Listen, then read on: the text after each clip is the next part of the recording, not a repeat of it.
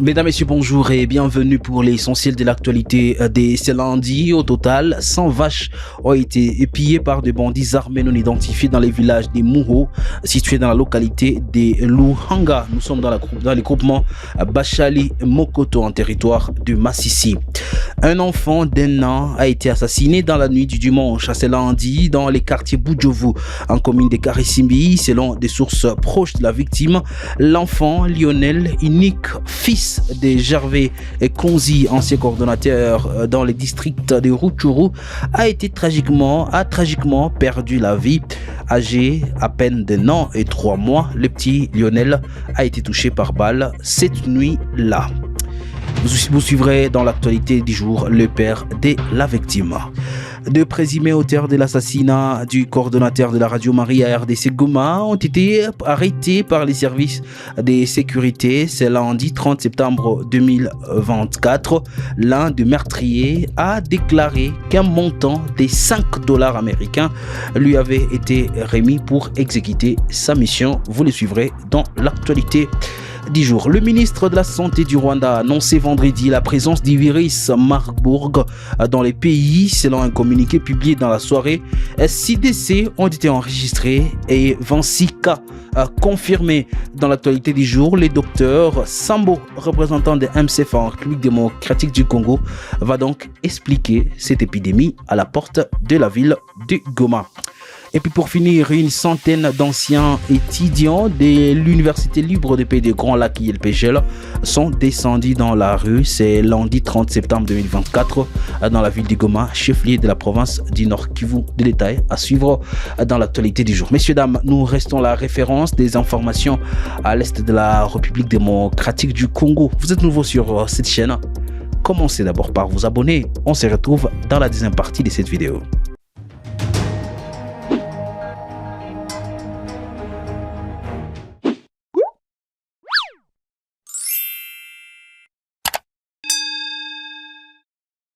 D'abord, la situation dans différents territoires de la province du Nord Kivu.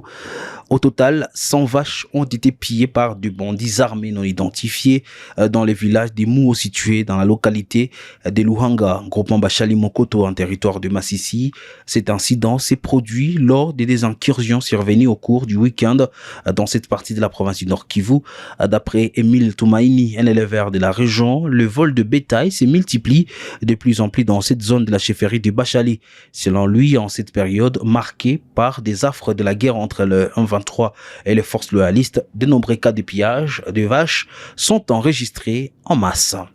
À Rutshuru, pour faire le point, un cultivateur habitant de Kizimba a été kidnappé dans la matinée de ce lundi par des hommes armés non identifiés alors qu'il travaillait dans les champs de Kijojo, situés à environ 3 km de Kizimba, dans les groupements de Bishusha en chefferie de Bwito, en territoire de Rutshuru. Selon certaines sources proches de la victime qui ont préféré garder l'anonymat, l'incident s'est produit aux alentours de 9 h alors que la victime s'occuper de ses travaux champêtres avant d'être surprise par le ravisseur. Des heures plus tard, ces derniers ont commencé à demander des frais de communication à la famille de la victime avant d'exiger une rançon pour sa libération.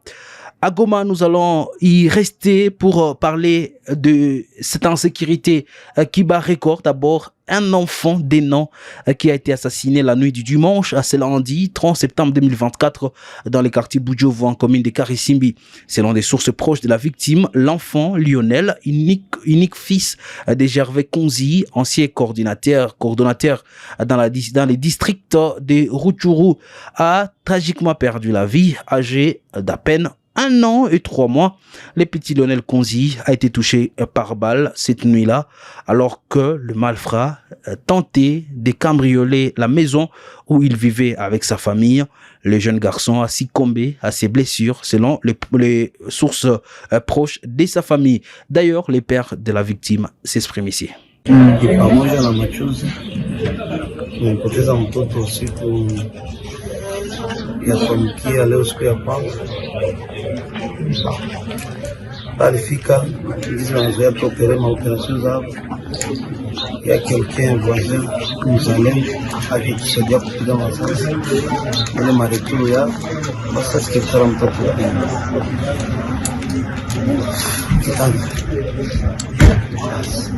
ndio kule amepotea mimi ofisi ni voisin. C'est très grave que Dieu me vienne en aide. Mungu asaidie familia yangu, mke wangu na watoto sababu wao tuweze comprendre ile tukio. Mimi ni nguvu sana. Kama te responsabilité zenu ni adui watu wakisema ni kwenye nyie Mungu maisha ni spasi ya kumbide na nyie peke msaidie mwenye peke msaidie kama ni watu ngapi nipokuwa wadepute na waza walideklaré sana za état de siège apparemment les aishi pourquoi pas msimali tuone kama civil na inaweza kupata tena mimi kini. Merci beaucoup. Merci. Merci. Des présumés auteurs de l'assassinat du coordonnateur de la radio Marie à Goma ont été arrêtés par les services de sécurité ce lundi 30 septembre. Les assassins présumés d'Edmond Bahati ont été présentés au commissaire supérieur principal de la ville de Goma par les services des renseignements de la 34e région militaire. Ces derniers ont plaidé coupables en avouant avoir tué l'homme de médias pour des conflits sans toutefois préciser la nature exacte de ces conflits. L'un des meurtriers a également déclaré qu'un montant de $5 américains lui avait été remis pour exécuter sa mission. Écoutez ici. Ulikamata na jeshi la taifa, muliua mtu. Unataka kama muliua mtu gani? Ndio mimi nachika kama uliua mtu me haiko mie njo mlimuua. Mwenye alimuua ni njo huyu hapa niko naye. Mtu gani? Njo huyu hapa. Mtu gani mwenye muliua? Mtu gani mwenye muliua? Ni journalist. Bilikuwa je me parvenir kumuua. Mulifanya mbinu gani juu ya kumuua na mulimuua juu ya nini? Juu ya conflit maana mie sijue unjo anajua. Donc juu ma conflit mie sijue. Donc tumerafikiana tu naye tu hapa sasa hivi hatuamaliza hata na 3 jours. Manake wewe alikutafuta juu ya kumsaidia? Donc alinitafuta juu katubane mie naye. Juu wabane wewe naye. Haukukua siku aliua? Si donc alikuwa nikamata kwetu, asikuwa niende nikuzika chupa hapa chini. Nikasema chunga basi nikuwe. Ndio niko namwambia umjo mwenyewe mimi nakuniaka kwa tuingie humu. Yeye ananibeba wapi? Ananibeba kule chini. Kumbe niko naenda winda ule journalist wa watu. Sasa wakati wa wapi? Wewe unafanya nini? Mimi natumika ma 3 pine, ma 3 pine wote wananijua hapa mkiwavi. Sasa ukaje trouver fasi ya kifo hai. Wewe ulikuwa unajua ule journalist, wewe ulikuwa unamwongelea? Hapana. Mwenye alikuwa anamjua njoo na mwenye anajua ma conflit zake naye njoo niko naye hapa. Mimi hakuna. Rappelons que l'organisation journaliste en danger GED a exprimé son mécontentement suite à l'assassinat du journaliste Edmond Bahati, tout en appelant à l'implication des autorités militaires œuvrant de la province du Nord Kivu placées sous état de siège pour mettre fin à ces actes liés à l'insécurité. Et puis parce que ça nous concerne, cette situation, parlons-en. Le ministre de la Santé du Rwanda a annoncé vendredi 27 septembre 2024 la présence du virus Marburg dans les pays. Selon un communiqué publié dans la soirée, 6 décès ont été enregistrés et 26 cas confirmés. Le ministre de la Santé, Dr Sabin Sabimana, a précisé que la majorité des cas concernent le personnel soignant, en particulier dans les services des soins intensifs. En urgence, une réunion a été convoquée au Nord Kivu sur les épidémies en province. Le docteur Sambo, représentant des MCF en RDC, explique cette épidémie qui survient à la porte de la ville de Goma. C'est comme je dis, c'est d'abord le Mpox, qui est, comme vous savez, c'est une zoonose, c'est une maladie des animaux qui passe chez les hommes. C'est la même chose que le Marburg, qui est donc un virus, qui C'est la grande famille de ce que nous appelons les fièvres hémorragiques comme Ebola. Donc c'est une maladie hautement contagieuse, d'une létalité très élevée. Les premières données que nous avons ici au Rwanda, nous avons un taux de létalité de 26%, et ce qui est énorme. Et vous savez aussi que la protection contre le Marburg, c'est des protections très difficiles, c'est comme le Ebola.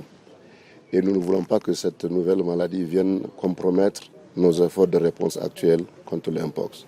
Beaucoup de choses, nous avons discuté avec le gouverneur et nous allons discuter avec la division provinciale de la santé.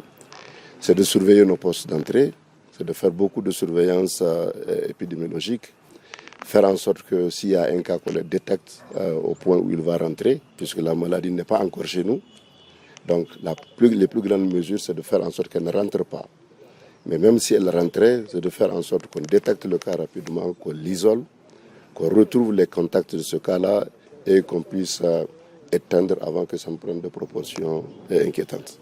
Pour finir l'actualité du jour, une centaine d'étudiants de l'Université libre de Pays du Grand Lac ILPGL sont descendus dans la rue ce lundi 30 septembre 2024 dans la ville de Goma, chef-lieu de la province du Nord Kivu. Reportage.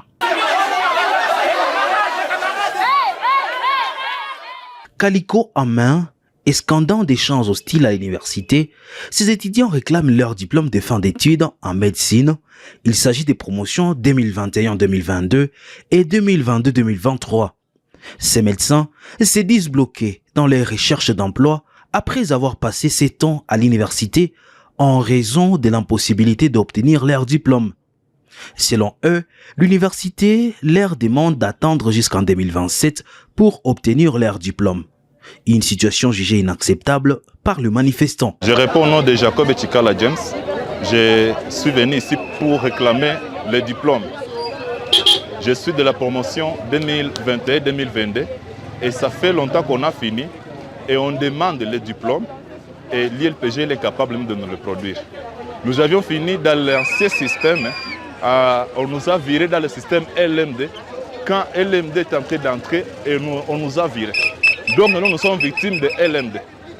Alors nous sommes en train de proposer au recteur qu'il puisse nous donner les anciens diplômes. Lui, il refuse. Alors c'est cela que nous sommes en train de vouloir lui demander ça administrativement. Il a refusé depuis 2021-2022 jusqu'à aujourd'hui. Il a refusé même de nous recevoir après avoir écrit les mémos. Bon, nous ne sommes pas restés jusqu'à aujourd'hui. Nous allons poursuivre cette lutte jusqu'à ce qu'il puisse délivrer ce qui nous revient de droit.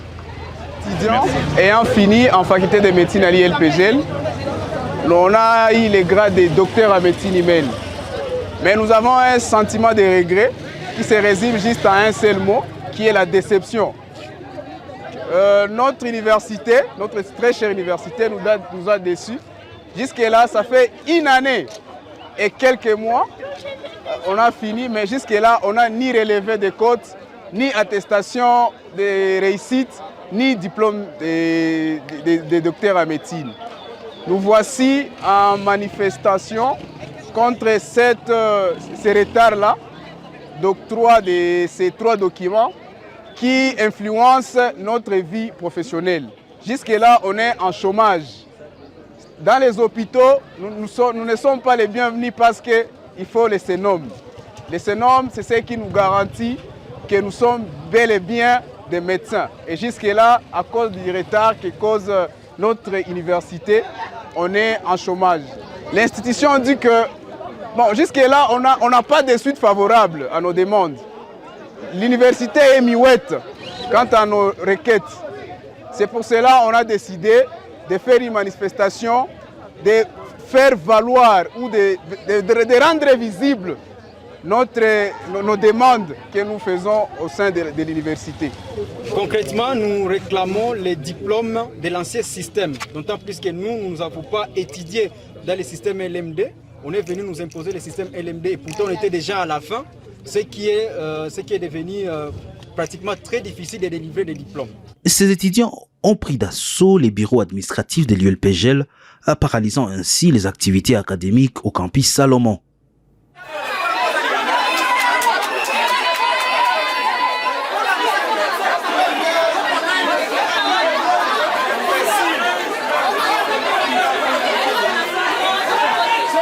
Pour l'instant, l'université n'a pas encore réagi à leurs revendications. Et ça sera tout pour l'actualité du jour. Messieurs, dames, merci à vous de l'avoir suivi.